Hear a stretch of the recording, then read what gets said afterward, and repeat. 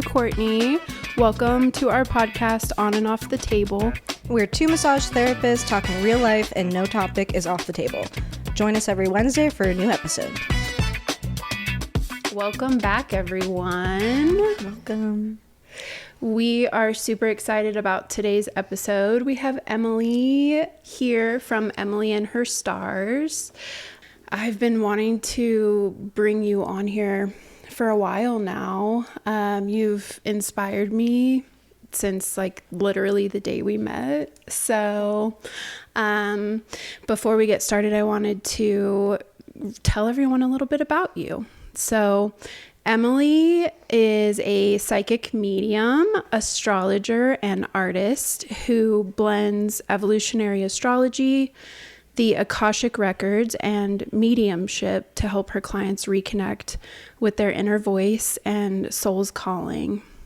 She started Emily and Her Stars after following a powerful spiritual nudge while running a successful greeting card business. Okay.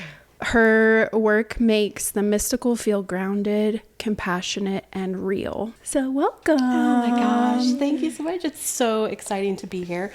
I told you guys when I came in, long-time listener, first-time guest. Super excited. Yes. But I'm really excited to dive into astrology and stars and so flattered to be a guest. It's very exciting. Yes, me too. Today's topic is going to be about Annie and I's charts, how it relates to our business, and what else are we going to talk about? I guess we'll just kind of see where it goes. So I love how much you guys have in common. Mm-hmm. That was super exciting when I ran your charts. It's like, oh, you guys click. You speak the same language. Mm-hmm. It feels like it. Yeah, definitely. That was actually one of the first running jokes, was us both being Capricorns and sharing one brain cell. And yes, for sure. And you both have Mercury communication in Capricorn. So yeah, you literally do. That's funny. Share the same wavelength. Mm-hmm. Yeah, so you pulled our charts and gave us these lovely little... They're beautiful. Yes, lovely Easy little... to read. Mm-hmm. And, so I don't know. What do you got for us? Tell us all the things. Yes. Well, what I love about astrology, I've always, I think, been attracted to patterns, figuring out things, understanding people on the deepest level possible, because isn't that what we all want at the end of the day, is for someone to see us? And I really enjoy making astrology as simple as possible. There's 1,000 ways you can make it complicated. You know, you've studied, Courtney. Yeah, I think I was thinking about it. I think I started studying about 10 years ago. Yeah. And you probably feel like maybe the edge of the iceberg. Yeah. And I went down a deep rabbit hole, and I feel like probably 20,000 hours of studying, and I still don't know everything. Yeah. So it's something that I think is a language you kind of learn to speak. It is. And you can start to look through that lens at everything and everyone in your life. And yes, it spirals out of control rapidly. But I love to open it to people who are curious. They don't need to go 20,000 hours down the rabbit hole, but still want to know, like, how does this apply to my life? And thankfully, we're in a place collectively where people are willing and excited about astrology again. It's not quite as taboo as it's been in the past. Yes. Yeah, and for everyone that doesn't know what an astrology chart looks like, we'll pop up an example on the screen, but it literally does, it looks like a different language. Like, you're like, really, what am I looking at? I always tell people, if you took a plate of flat spaghetti and pressed it to the wall, it's pretty close. And then you have to dissect. And then interpret it. It's like tea leaves meets spaghetti. Like, is the spaghetti cooked? That's, yeah. So you each have a lot of energy in Capricorn. Now, Capricorn gets a bad rap, I think, and sometimes in terms of the zodiac, it is the goat that also swims. How complicated is that? You get to be like this mystical creature that doesn't even make sense. But I always think Capricorn is willing to swim any sea, climb any mountain to make sure that what they're doing gets done. And there's a beauty in that. We all need that. We need that purpose in life, that goal that pulls us through, which is why it rules sort of the 10th house of purpose and career. And, what is my highest goal? The 10th house starts with this point in the chart that represents where the sun, was the highest on the day you were born. And it's such a beautiful point of purpose that I think Capricorn brings that out in everyone. They want everyone to feel close to their purpose. Yeah. Purpose, 10th house for sure. Yeah. Now, Annie, where you have a lot in your 10th house, Courtney, your Capricorn is in your 4th and 5th. So it's also about family, feeling really comfortable, feeling like what I do is with people that I truly care about. And then it also has to be fun. At the end of the day, you love creating offerings. You love getting fun and playful within your business. Your walls in your business are amazing if anyone's visited your studio. And Annie, for you, it's like, how can I make your body physically align and work as the best possible machine? How can I bring you to your best and highest self? And aligning people with that. So you have this beautiful combination that supports people in both ways, which I think is really beautiful. I was talking to my mom this morning about today's episode, and was reflecting on all the Capricorn in my 5th house, which is house of Leo. It's supposed to be very fun, playful. It's the house of children. And she was telling me that she has a memory from me as a tiny baby sucking on a pacifier with like my brow just knitted down and so serious, like just a scowl all the time. And I feel like since my son has been born, he's a Leo, and I feel like he genuinely has taught me how to have fun and how to play when he was born and got a little older, and there was a lot of imaginary play. I remember being on the phone with my mom and saying, I don't know how to do this. Like, it's just really out of my comfort zone. Like, sure, I can throw a ball back and forth, but to be like vroom vroom, with a car or whatever, it felt so foreign to me. And so I feel like since he's come into my life as a Leo, he has taught me so much about 5th house stuff. Yeah. He's opened you up to a whole new world. That's so beautiful. I think anyone who even knows just their sun sign in astrology, right? That's where everybody starts. What's my birthday? That's the true essence of you. And Leo is the one that actually teaches us it's ruled by the sun. The sun is the gravitational center of our universe. We are each our own universe. So you get to be the gravitational center of your world. And finding what it is that lights you up is part of your sun sign, your sun zodiac sign. So it can be really easy to be pulled off balance and be told, don't be that way or don't do this. But when you come home to yourself and accept, like, I'm a Capricorn. I like to do things with purpose. Yes. And it's okay. And it's okay to own that. Yeah, definitely.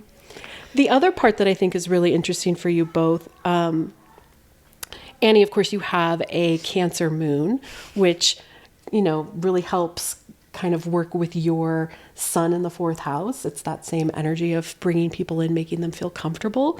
You can also tend to compartmentalize emotions and parts of yourself because it's like, I'm not letting everybody in, but I always tell anyone with Cancer in their chart, that's the garlicky butterball of the zodiac. Yeah. Like, we love Cancer energy. Yes, we do. It makes us feel warm and cozy and snuggled. It's nostalgic. It reminds us of, don't forget, this is the anniversary of the thing in the picture a year ago. And we forget, the rest of us forget, but Cancer brings us back to that.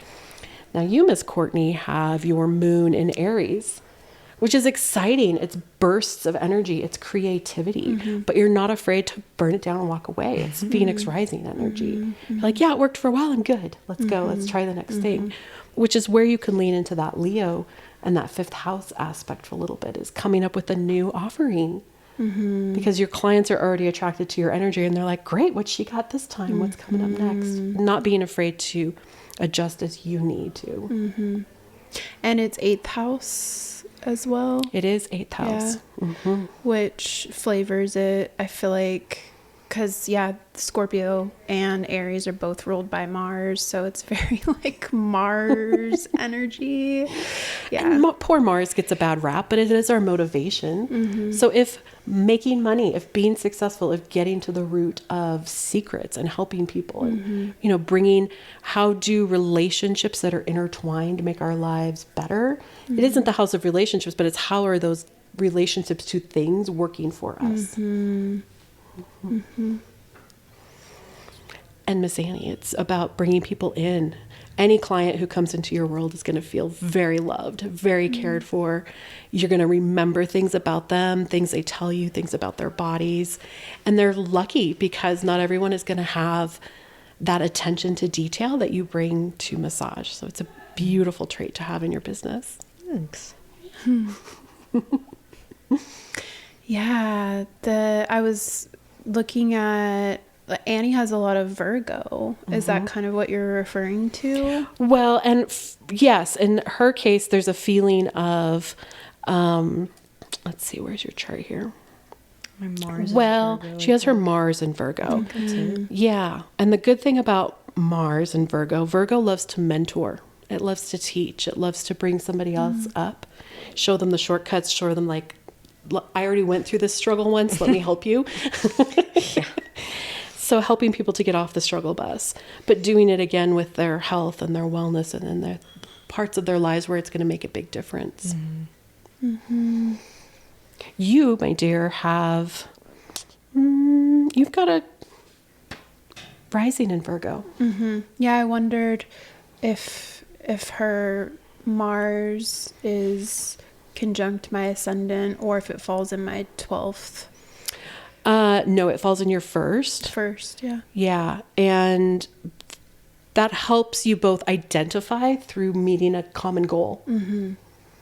I always say there's 3 earth signs in the zodiac, right? We have Taurus, we have Virgo, and we have Cancer. Taurus is going to say, I want to have a charcuterie board with a sunset. Yes. And Capricorn is going to say, great, we're going to make this happen. I know the place. I know the trail. Let's do this. And Virgo is like, don't forget to pack the cheese and the right shoes and the sunscreen and get a map. You guys are attention to details. And that makes a difference in day-to-day life. Some of us can get super scattered and lose keys every day or those sorts of things. Virgo is always on attention for detail. I know I'm lucky enough to get massage from Courtney, and just the tucking of blankets and sheets is like, mwah. Yeah. I still have yet to get a massage from you. I feel like I'm just going to commit to this bit until we're dead. We bring it up every few episodes. We've never traded, so Strictly platonic. Yeah. What else do you guys want to know about your charts? Did you have any questions for me based on because I can keep going down the list through all of the aspects, but I think for some listeners that might be overwhelming. I thought it was just really funny and cosmically comedic with the timing of what I feel like I'm going through right now and reading these things. And I'm like, Touche, universe. Yeah. Yeah. I think it's interesting. All 3 of us are almost 10 years apart. And so 28, 29, 28, 39, 48. Okay.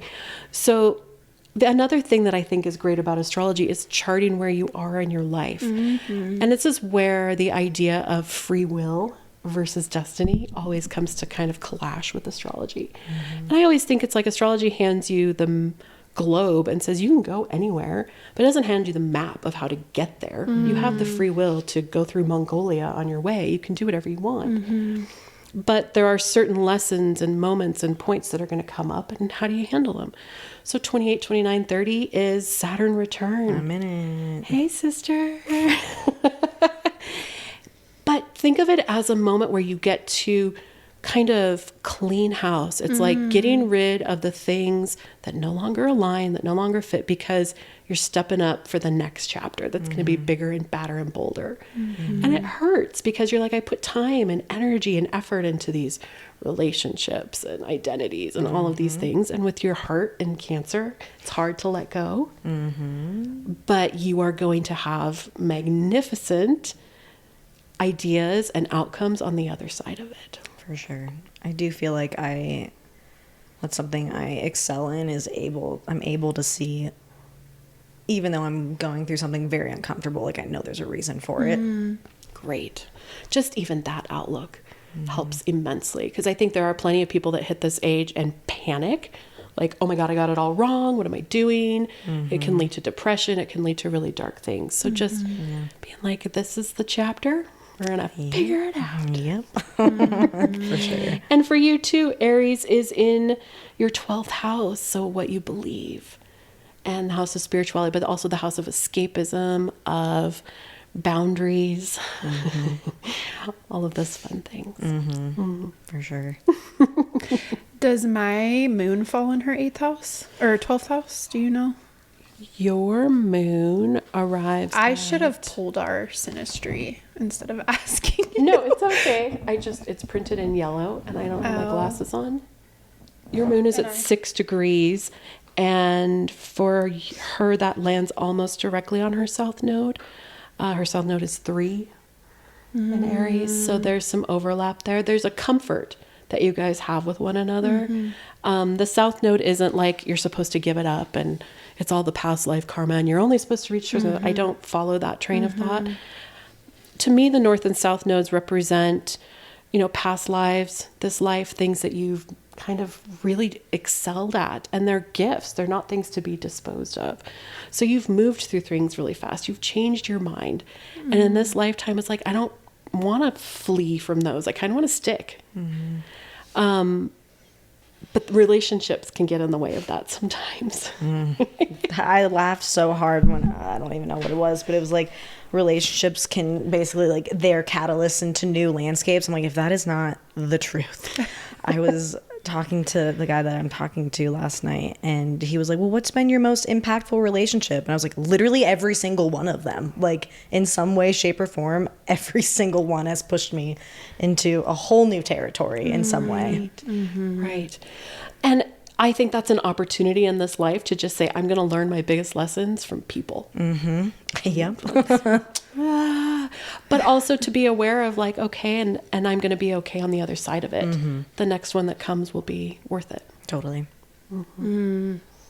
I noticed when I was going through my chart that a lot of my chart speaks to transformation through communication, being a truth teller, a mirror, and a catalyst for other people's growth. And I was reflecting on that and just kind of noticing that I've experienced that energy with people when I kind of just show up with my own experiences and my own boundaries, and it can be very activating for people, where it feels like what is being reflected back to them, they're not necessarily ready to receive. And so yeah, I was wondering, like, how to carry that with compassion and care, and authenticity, and staying true to myself, and when it's not necessarily going to be received well. And I often already know what the outcome's going to be, because I just have that kind of insight where I'm like, if I bring this to this person, I already know that it's not, they're not ready. Almost. So yeah, I just wondered what you thought about that. Well, it's super interesting because you have Chiron, the asteroid Chiron, in Gemini communication, but it is almost exactly conjunct your midheaven. So for those who aren't astrology nerds like you and I, Chiron is a it's a centaur, which is one of the objects that float between Mars and Jupiter. They're kind of caught in this belt of objects in space, but they're held in place because of Jupiter's gravity. Now, each one has its own myth associated with it. And Chiron is associated with the wounded healer. So he was born of Zeus. Zeus, of course, raped someone because that's what he did. She was a horse. And so Chiron is born half man, half horse. He's already wounded.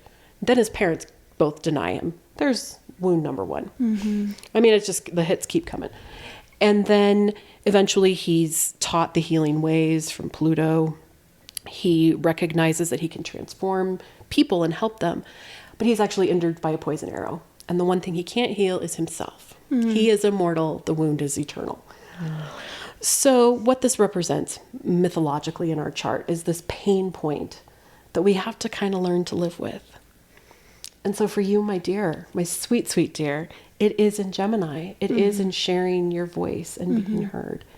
And so recognizing that you get to do it anyway, that there will be pushback, that your point of view is valid. I want to kind of go into, I think it was a Saturday Night Live skit, apologies. You're good enough, you're smart enough, and gosh darn it, people like you. But recognizing that you are aware of it, you are aware of that pain point. And maybe in some ways it's an open wound that may hurt you more than the effect of what's out there. Like you may feel the pushback more than what's really there. Yeah, it definitely feels like I juggle just staying quiet versus speaking my truth. And because I know that the pushback is going to be, it cuts straight to my heart, because I'm like, this is not what my intention ever was. And yeah, it genuinely, it feels like when I share the deepest parts of myself sometimes,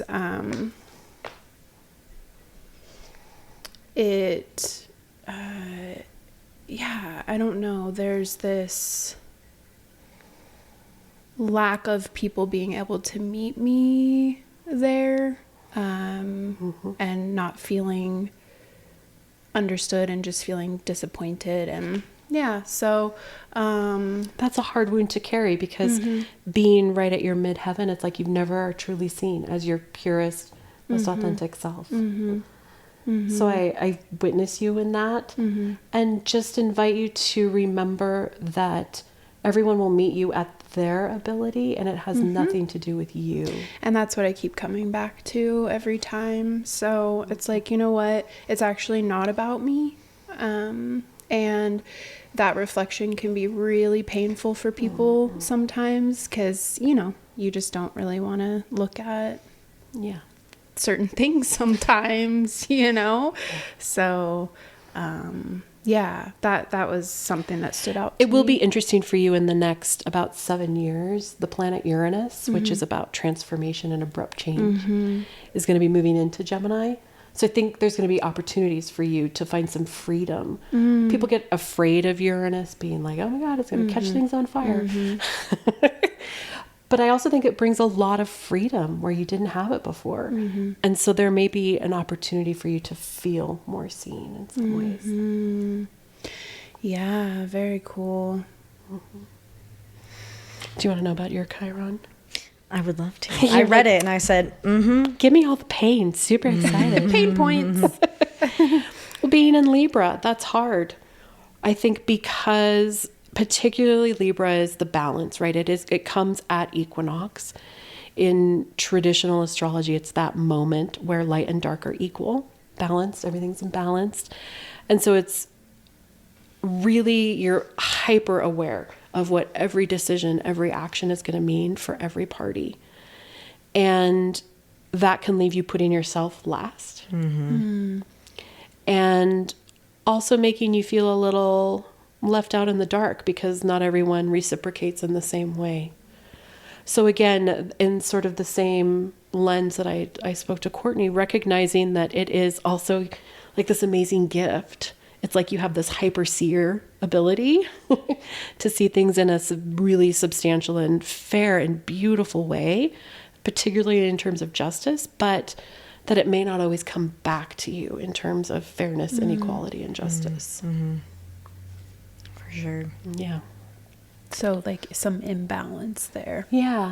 But not in a bad way. Not, you know, I always talk about the wounded healer and that he's attempting to heal himself. And it's truly when he helps others heal that he feels his best. Right. So when you recognize and see people and help them, it calms that space in you, because that's what we always say. If I could have gone back and helped someone else to not experience it, that's what brings sort of the balm to the burn a little bit. I feel like I experience that at work all the time. Like when someone's going through something big on the table, like afterwards, I'm like, oh my God, like I feel better for holding the space. That's amazing. People are lucky to have, any of your clients are lucky to have either of you, I think. Yeah. Yeah, go ahead. Oh, no. I think when you look at a chart, I mean, there's so many places to, like you said, deep dive into. But one of the other things that comes up in these transitions is that different parts of our chart get highlighted, particularly at different times of the year. So there may be months where you're like, I can rock an April. Not a fan of September, but I can rock an April. And letting people who rock September be, and recognizing that we're not all on the same cycle. We're not on the same love of the seasons in some way. That's like Annie saying, you're like, I can't stand summer. Like summer's overrated. Yeah. I feel you with that. It's not like I don't want to be hot ever. I was just with a bunch of people in Thailand and Bali, and we were talking about astrology, and we did the like where you're more, I don't know the name of it, but like where you're more aligned on the globe, that chart. Astrocartography. Yes. Yep. Yes. And I laughed so hard because the major concentration points of mine are in North Canada and the South Pole. And I was like, makes so much sense. But it was cool. There was a line that went like directly through Denver in the Springs. And I was like, oh my God, that's so cool. Like I'm right here. Love that. Yeah. Astrocartography is fascinating, and a whole different chapter of using the stars to find, exactly where am I going to find challenges or luck or love or all sorts of different things on the planet. Yeah. I love that. So Bali and the heat was not on the list. I had like I was able to make the best of it when I got a lot out of it the whole trip, but it was not for me. A beach vacation is not ideal for me. Desert lizard over here. Yeah. I don't know. The thought of going back to 110, 112 does not sound... I'm loving this like 65, 70 degree weather. Never thought I'd hear the day. Yeah. I think menopause is really where it's at. Yeah. You're like, I can sleep with the window open all winter long. Yes. Yeah.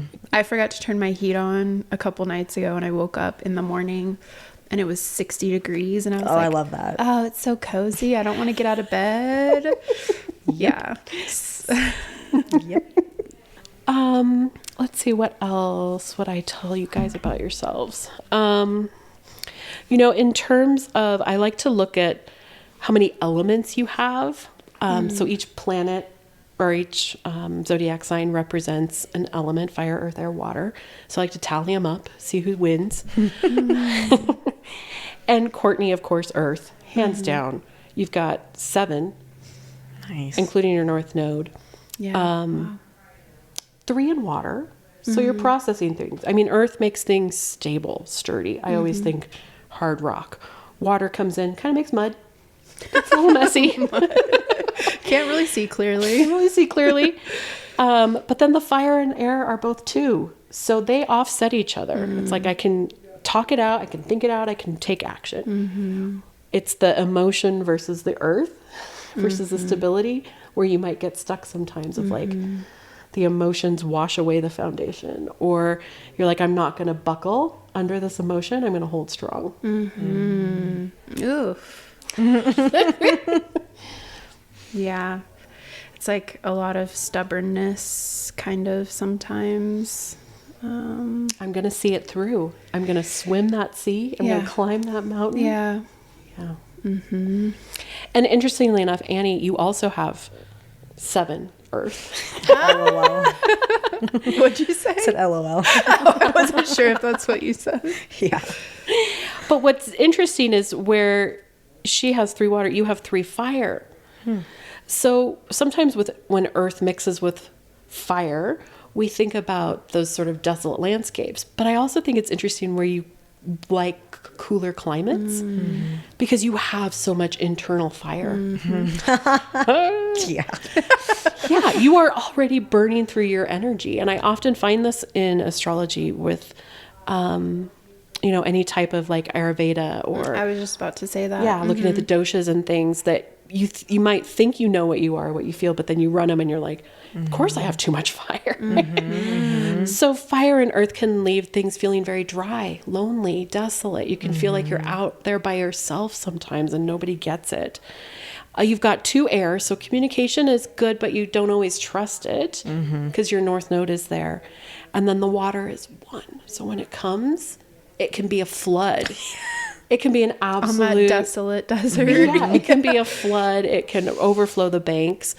Or it can be a nice slow drip, which creates an oasis. So if you can treat those emotions like an inner oasis and sort of tend to them like air plants you have to put in water every other couple days.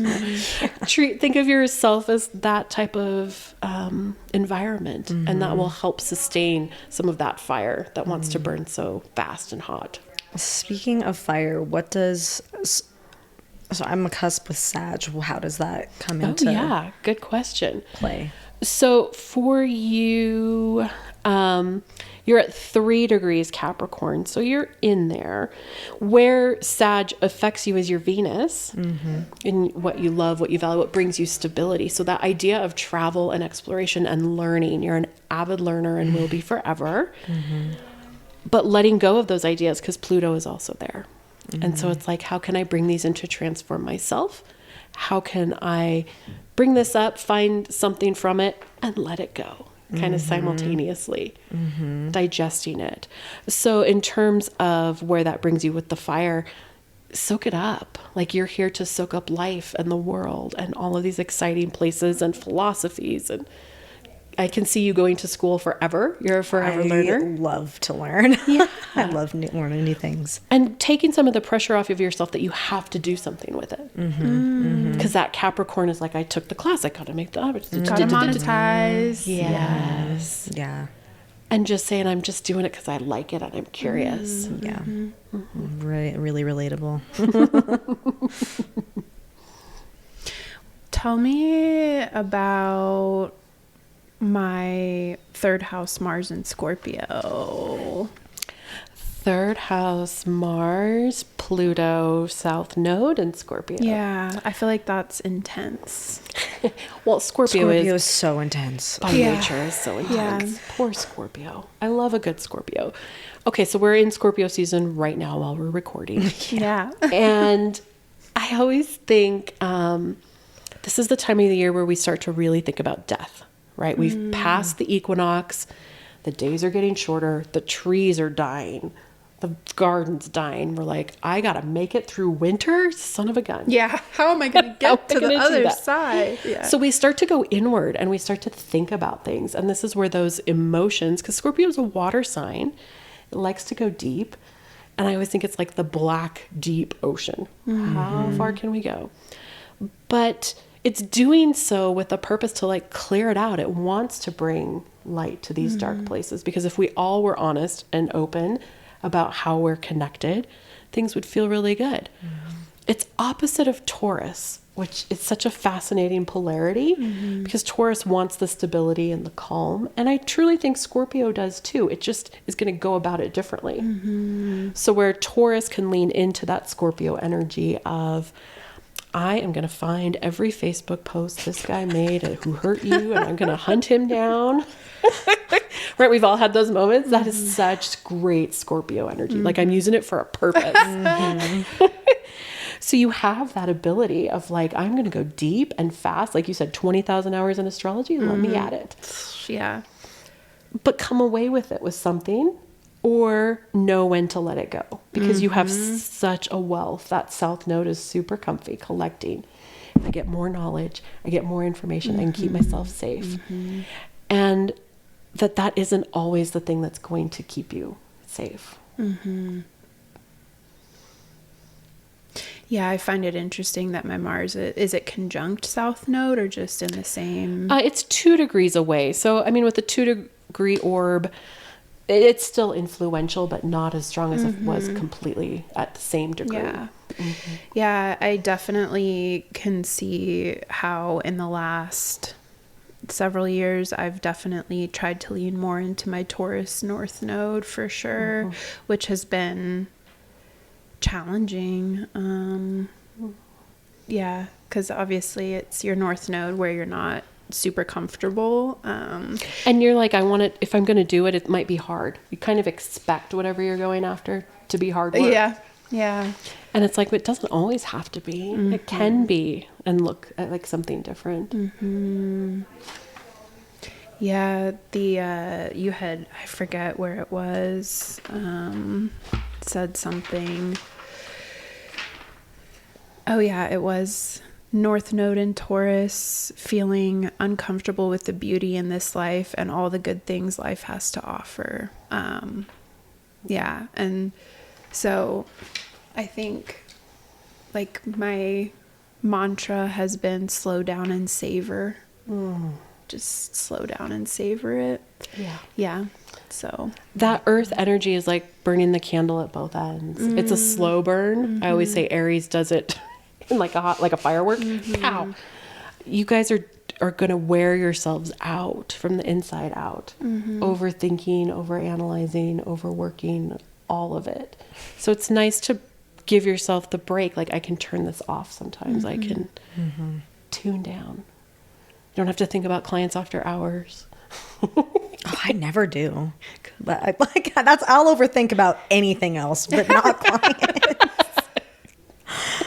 I do feel like I not overthink, but they'll pop into my mind and I'll be like, oh, I wonder how they're feeling after their massage today. Or Yeah. I wonder That's normal. Yeah. I wonder if they're, You don't like wake up on 3 a.m. like, oh my God, I wonder if that no, plantar fasciitis ever went away. I know. Yeah.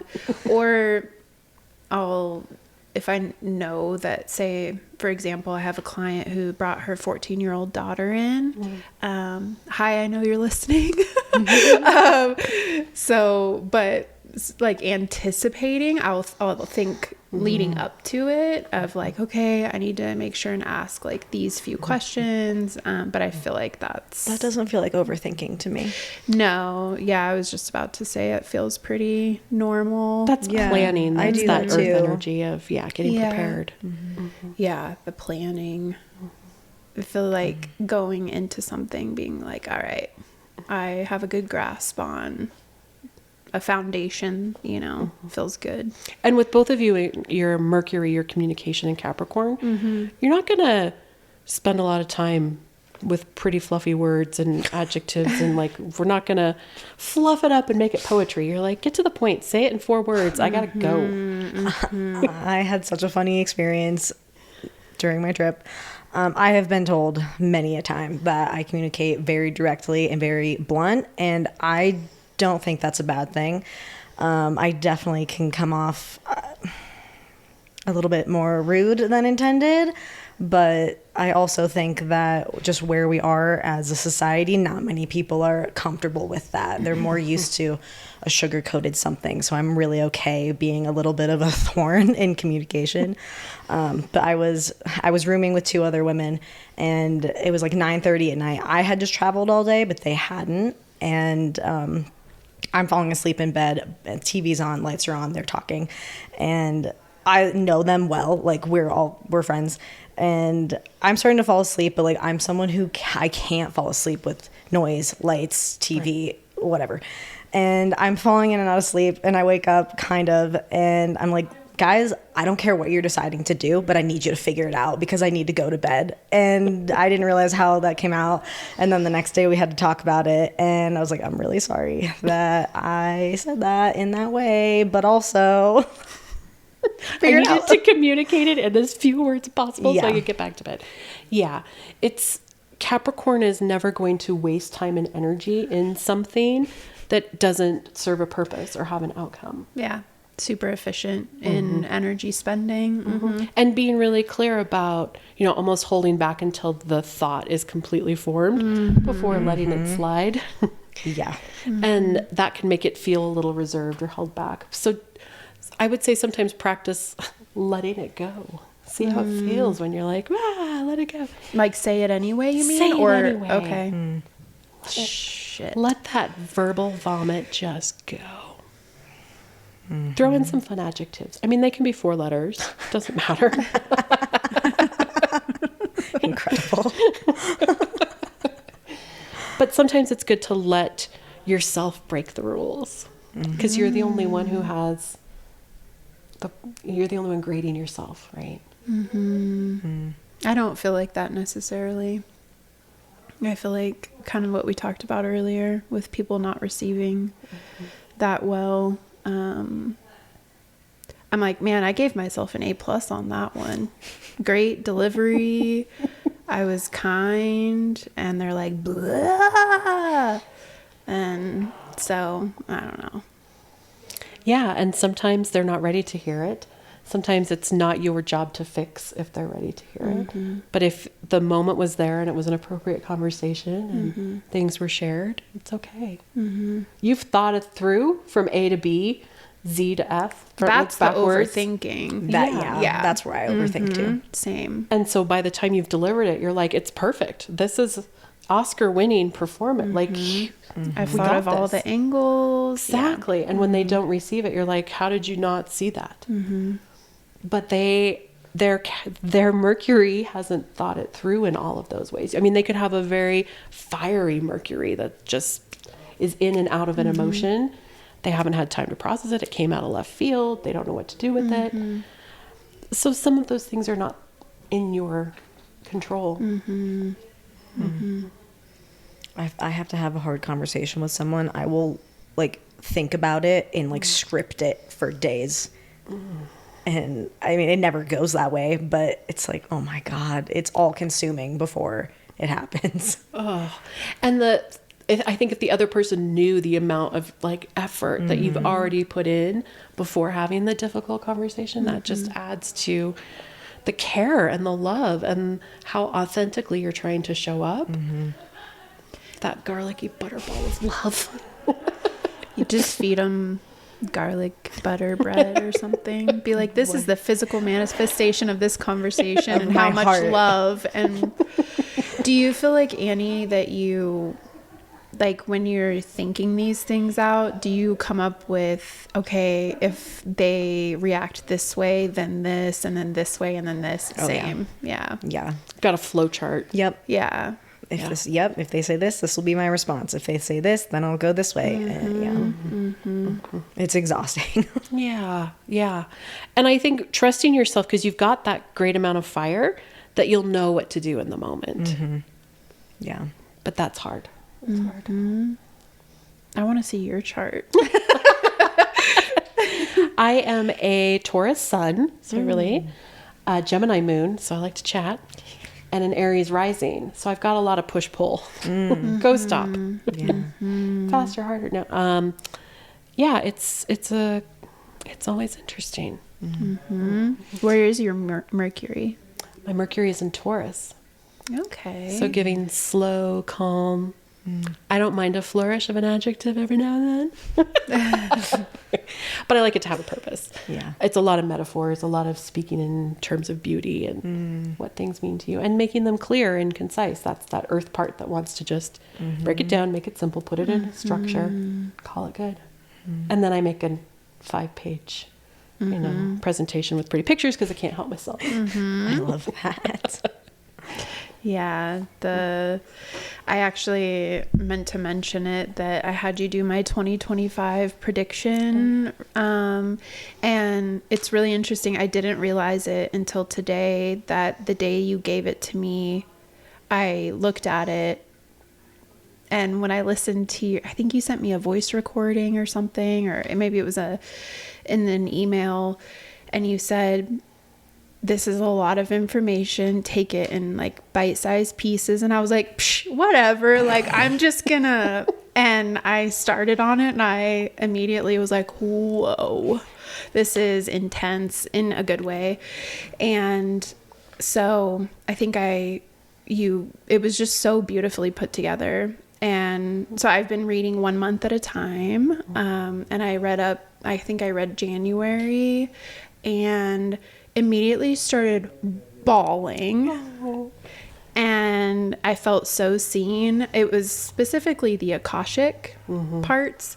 And so I went on a hike with my friend that day. And funny enough, unintentionally, I went to the same place. I was going to do a different trail, and I saw something recently that was like, life's about all the fun little side quests. Yes. Yeah. And so I was like, I'm going to go on a different trail. It ended up being the same exact trail that day that I took, that you sent me that. So I was like, knowing that you're coming in today, I was like, that is such a cool, I haven't been on that trail since. So it was just really interesting. Wow. But yeah. That's such a Capricorn thing to do. Like, I've got a trail, it works. I know the mileage. I know. Yes. I've planned it out. We're good. I got it. Yeah. We're sticking. And I set the intention of like, you know what? I'm just going to just go right. So, and it ended up being that. So that was really interesting. My husband is a Gemini, and one of the things he does that it simultaneously annoys my earth signness and cracks me up, he'll take like different ways home. I'm like, it's lovely and fun and romantic and all those things. And also I'm like, can we just get from A to B? Like, do we have to go the scenic way with 7 extra stop signs? That's so funny. But that Gemini-ness reminds me that life is about fun and play and trying different things. So I try to get myself out of my little earth hole every now and then. That's so funny. Hole. Yeah. Little cave. Yes. It's cozy and comfy. Another thing that came to mind on my hike, there's a reel going around about, I don't know if you guys have come across it, where it's like a game you play where you name an animal. Like, if you could be any animal, what's the first one that comes to mind? And then they have you, okay, if that animal was extinct and you had to pick another animal. Have you guys seen this? No. So you do 3 total animals, and the first animal is how you think other people see you. The second animal is how you see yourself, and the third animal is how you actually are. Oh, interesting. And my third animal was a chipmunk. And I saw a chipmunk today. I've been like, I don't know. They're in Cheyenne Canyon a lot. Yeah. So I love that. You have a purpose. You're saving things. You're also planting trees everywhere, which I love. Super cute striped outfit. Yeah. I took a video of it. He was really pretty. Had like really bold black stripes on him. Yeah. Nice. I love a stripe. Yeah. No, I haven't thought about that. I don't know what my animals would be. I didn't know if you dabbled in spirit animal I type do stuff. love spirit animals. I have had them come through occasionally when I get into the Akashic records. I don't know how your listeners feel about going all the way woo. Yeah, totally fine. Yeah. So of course Akashic is Sanskrit for ether, and all of the information that exists about our lives simultaneously lives in the ether. And I like to look at a client's astrology chart and then start to pull through like, okay, you guys have put a lot of emphasis in Capricorn in this life, both of you. So my feeling would be like, okay, let's investigate your past life and be like, what happened that you were like, I am going to like triple down in this life and get serious, right? What happened in the last life that led to this? And I think sometimes too, that North Node crumb leads a little bit of that. Like for you, it's like in relationships, like maybe putting yourself and all the playfulness, not being serious enough. You're like, I'm going to be more serious this time. Gosh darn it. And Courtney, your North Node in Taurus, it's like, just enjoy life. Heaven forbid. Heaven forbid. You just enjoy your day. Yeah. Right? Can you just come back and like look around this time? Yeah. Notice the trees and the chipmunks. Yeah. So that's where I like to blend the Akashic and animals and spirit messages, because I think they all blend together really. And, sometimes loved ones will come through and be like, hey, tap, tap, tap, by the way, great grandpa was, he was an entrepreneur. Don't forget that you've got that in your blood. And things like that, because we can be so hard on ourselves. And I think sometimes we forget that we have some of these residual past life memories that feel like emotions that we don't know how to own. Like I think we all just took a deep breath. That was interesting. There are things that don't necessarily make sense, but sometimes when you hear someone else say it out loud to you, you're like, oh my gosh, like I recognize that as part of my story and I didn't even know it. And to kind of give yourself the permission to go there, because that's something else we don't always do. It's part of that playfulness, and I don't have time to, I haven't even figured out this life. How am I going to figure out the last one? Yeah, I Scorpio South Node. This is like pretty intense, but I literally have a memory from a past life of being like raped and having to kill somebody in order for me to survive.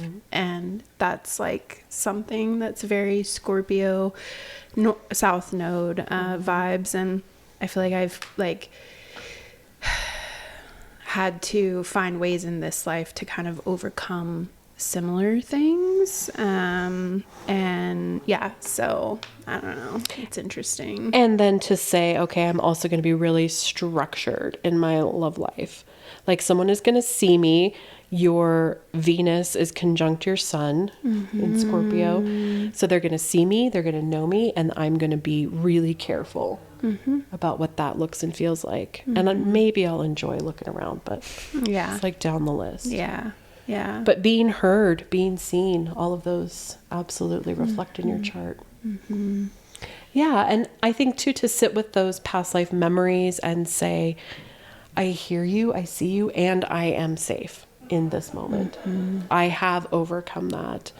I think more and more, especially with social media, we hear about children that have come back with memories. They start talking about, I want to go back to the black house we used to live in. And mom's like, we've never lived in a black house. What are you talking about? And they'll name, where the parks they used to go to. And those past life memories bleed through a lot in early childhood. And I think there's parts of us that recognize those little aspects in us forever. And so to be okay to dig into that just a little bit, not too far, Scorpio, you can get carried away, but just a little bit.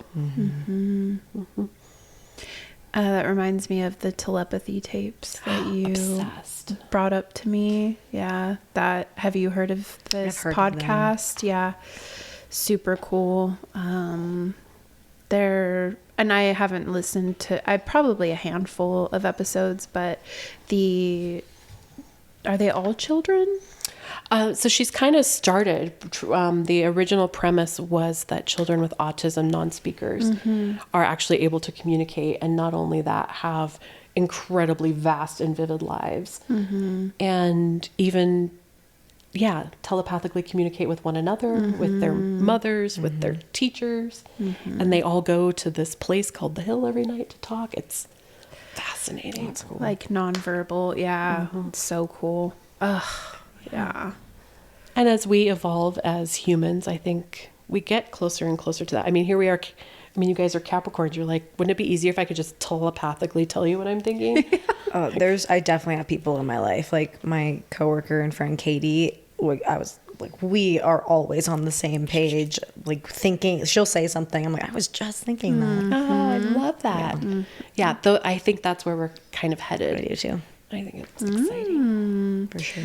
Why do you feel like we're headed that way? Like, what is it about evolution that... Well, the astrology alone between 26, 27, and 25, 26, and 27 is outrageous. We have so much exciting energy coming up in Aquarius.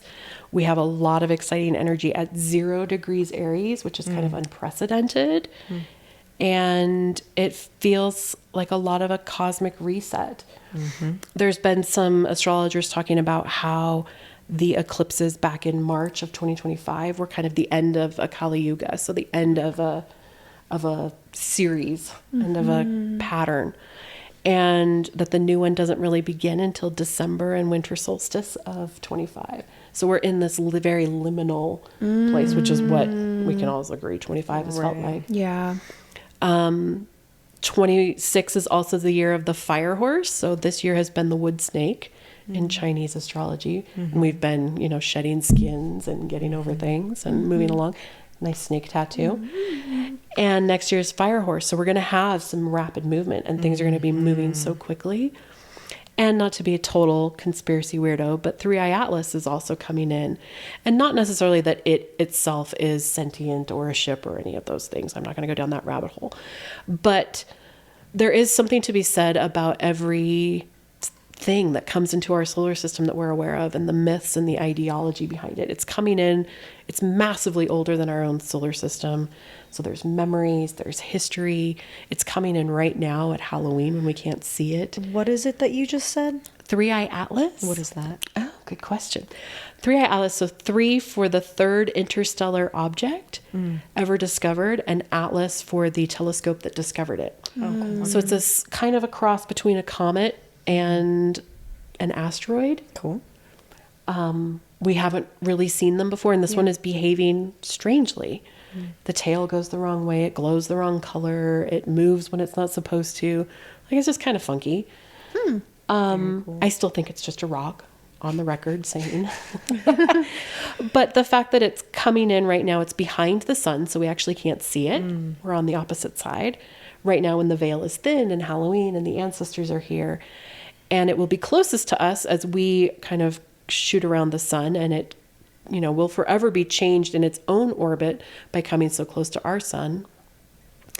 As it moves through, it happens right around the 19th to the 21st, so winter solstice. I mean, the calculations and the probability of it happening on such specific days is just beautiful. Yeah. Even if it's just all coincidence, it's still beautiful. But what is that awakening in us? Is it, inviting us to remember things? Pluto itself has been in Capricorn for 20 years. We've rediscovered all sorts of things about our structures and, things that aren't working so well. I'm like, have we though? Have we? Are you sure? It's all burning down. We're burning It's getting there. Exactly. Okay, Give good. it another week. The rest of it will be torn down. Yeah. But Aquarius desperately wants everyone to be seen as their unique individual self. And so this is kind of the birth of letting your freak flag fly. But also I think it's inviting in autism. I mean, how much have we been talking about autism just in the last year? And what does that mean for people as we awaken ourselves to all of these other options that we haven't thought about? So I think we're on a good path for that. Yeah. But we've got some heavy years ahead of us. Yeah. It'll be all right. We'll get there. Yeah, we will. I've said to some clients that it feels like, at least I remember this being the commercial for Proactive, it's going to get worse before it gets better. Like the acne stuff. Yeah. That smelled terrible. It was probably so terrible for you, Yeah. but I don't know. That's just kind of how I view the world right now. It's going to get really fucking weird, and then it's going to be awesome. Yeah, I really think that's truly where we're headed. And astrologically, these are very unprecedented times. I always say when someone's like, do you really believe in that? I'm like, well, do you believe in the housing market? Like, same. we're just looking at Credit scores. yeah. Right. We're looking at past patterns to make future predictions. And yeah, what we're looking at, we really haven't, even going back 20,000 years, we can't see it happening. So we don't know what's going to come because it's all new territory. But you guys are on a great track. You're completely aligned to your businesses. It's almost scary. What do Way you to go mean? figuring out what you wanted to be in your life. Aligned like with each other or Aligned with each other or and on in the our work that own? you do. Yeah. You've found your niche. You've found what feels good. You're following those calls. Yeah, I think it's beautiful. Thank you for letting me look at your charts. Oh my Yeah, gosh. thanks for all the detailed notes. Yeah, thank you. I always appreciate your insight. It's really like, I feel like I get chills every time you're on my table. Just being in your presence is like, I don't know. Oh, thank you. I Yeah. appreciate that. Yeah. I'm a nerd and a sucker for all this stuff, so I could talk about it endlessly. But yeah, I think it doesn't do us any good if we can't actually use it in our life somehow.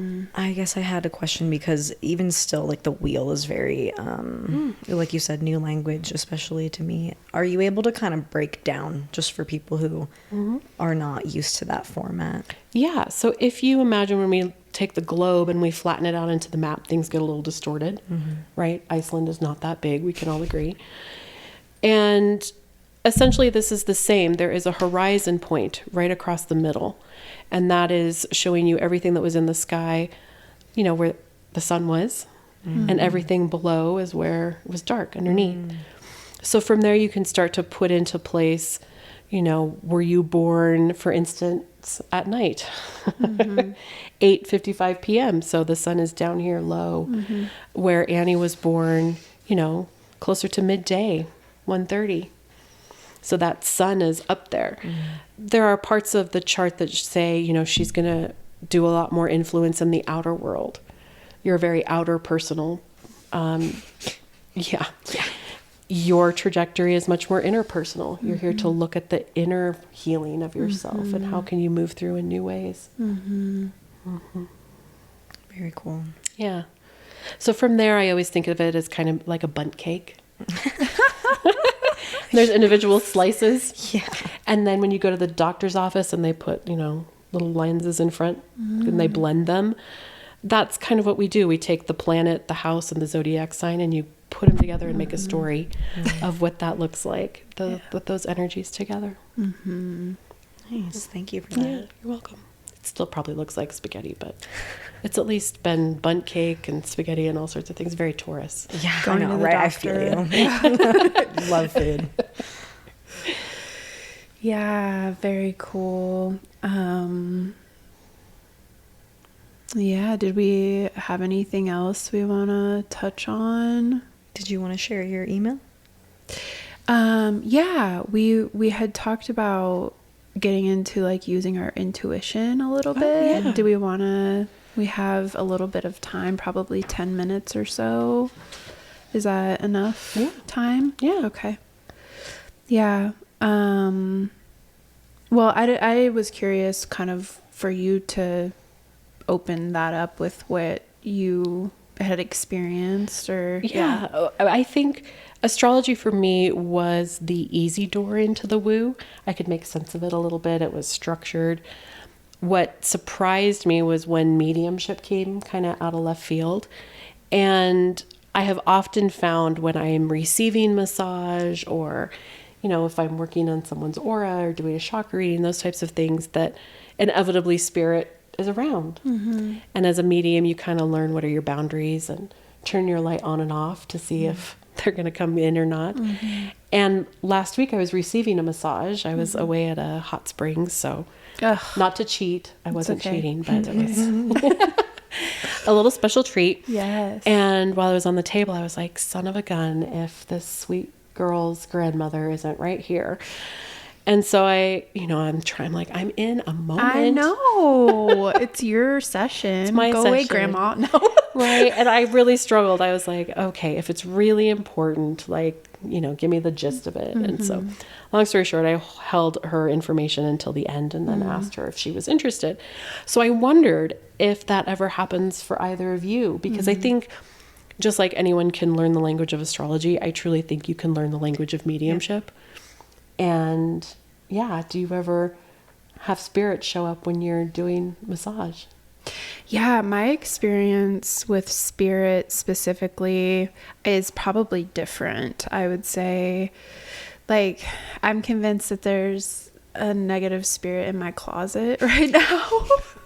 So the last few nights I've been having to sleep with like my bathroom door closed because my master closet's in my bathroom. And I'm like, nope. But anyway, I would say my experience is more so through intuition. Like, I wouldn't say I necessarily feel that it's an external source. It's more a feeling that I get. Do you feel the same? Yes and no. When I'm working on someone's, like, it doesn't matter where, if it's a spot for them, or if that's somewhere they're like really holding trauma, I will get really hot and very energetic. And lately I've been starting to incorporate some somatics, just really with audible breath, and every time they're feeling something, I'm feeling it in, like, the release in the exact same way. Also, if we're like deep into a somatic type of conversation, I feel like sometimes some of the things, like the prompts or the things that I'm saying, I'm not saying. Like, it's like coming through. Blip, blip, blip. Like, I didn't choose to say that. And I've noticed that from like a really young age. Oh, yeah, that's a connection. That's a divine connection. And I think with mediumship, one of the things that's in some ways misunderstood, they are whispers. I don't have grandma standing next to me, full embodiment, like, "Psst, hey, by the way, here's the laundry list of things I need you to tell my granddaughter." It's much more, why am I thinking about these things? Like, why that intuitive hit? So I think your intuition is very much spirit coming in. Yeah, I just don't ever, it doesn't ever feel like it's like, oh, this is a brother-in-law that, like, it doesn't feel that like a person specifically. But I had a session with a client who's very, very in tune and very receptive, similar to you in that way. And we had just a really incredible session.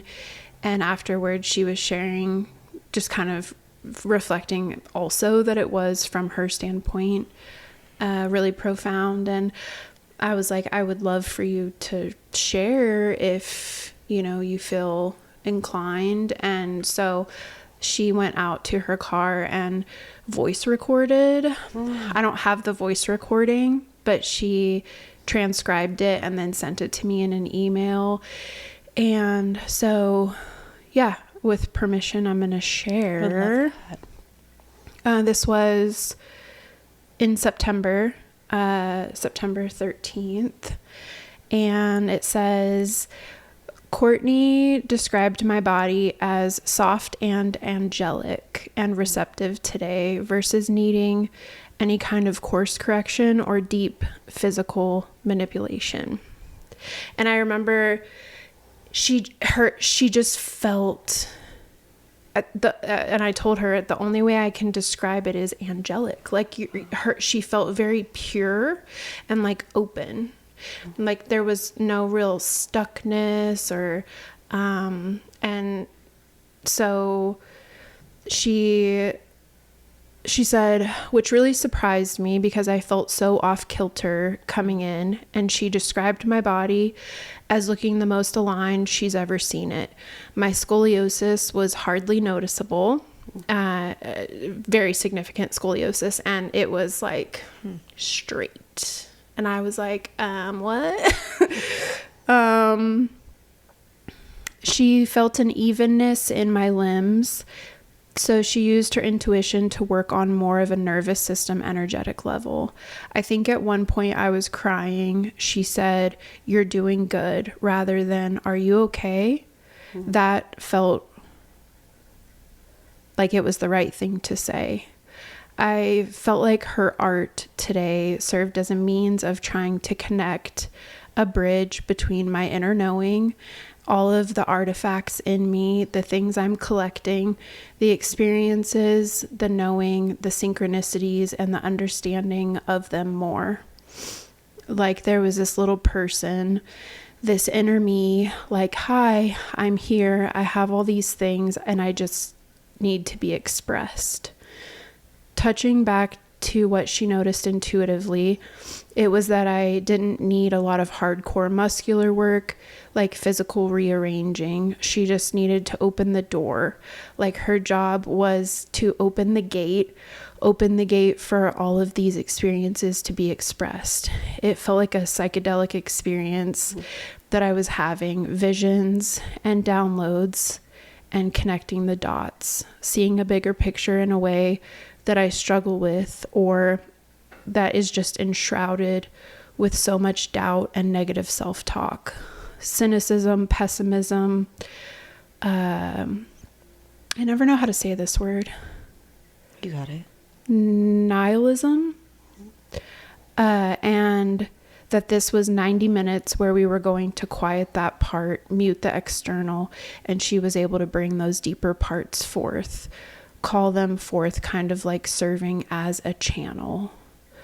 Having been reflecting on the song The Human Heart for the past 24 hours, thinking about that, and she did a lot of work on my chest at one point. I totally moved my body into an open cobbler's pose. So she would have been laying back kind of like butterfly pose with the palms of her feet together. So she moved into that pose when I was working on her heart space, which you and I have had some profound heart space work. She said, "I just really wanted to expose my heart. I wanted to arch. She said, I just wanted to arch and feel this golden connection from my heart going upward. I felt so much love coursing through me.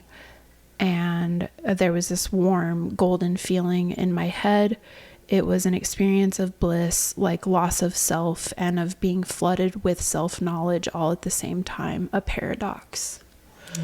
Beautiful. Yeah. Yeah, I was like, whoa, that is amazing. So, but I feel like that can only happen as if a client is open to it. You know what I mean? Yeah. I don't know if you get this question a lot, Annie, but do you have clients that see colors as you're working on them? Yeah. Yep. That's my favorite part. I mean, I love the body work too, but I love the visuals and things that happen while I'm receiving. That's amazing. As a client. When clients tell me that, they're like, "I'm seeing this color right now." And sometimes I'll think about it like chakra wise. And I thought it was interesting when you said that she went into cobbler's pose, the amount of times that I'll have clients when I'm working on their jaw go into cobbler's pose. And I'm like, oh yeah, pelvis, jaw connection. Yes. You're opening all of that up. And that's really neat to just make a mental note of. Yeah. I do bring that up with people who have jaw stuff. I'm like, that's usually tied to hips. But I don't know. I think it was so cool that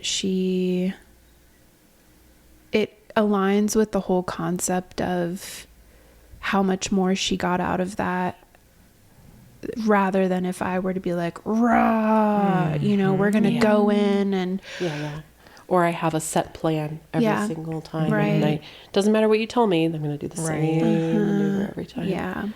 One of the things you said in one of your past episodes was that you don't know that you do Reiki or that you feel Reiki. And I, having been Reiki trained, would 100% say you do. But I think Reiki exists with and without the terminology, without, making it the framework and everybody has to get certified and you can move energy. Yeah. Well, thank you. That's nice to hear. Yeah.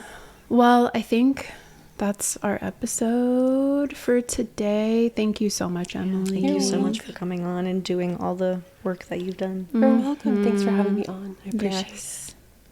And we'll table this until next time.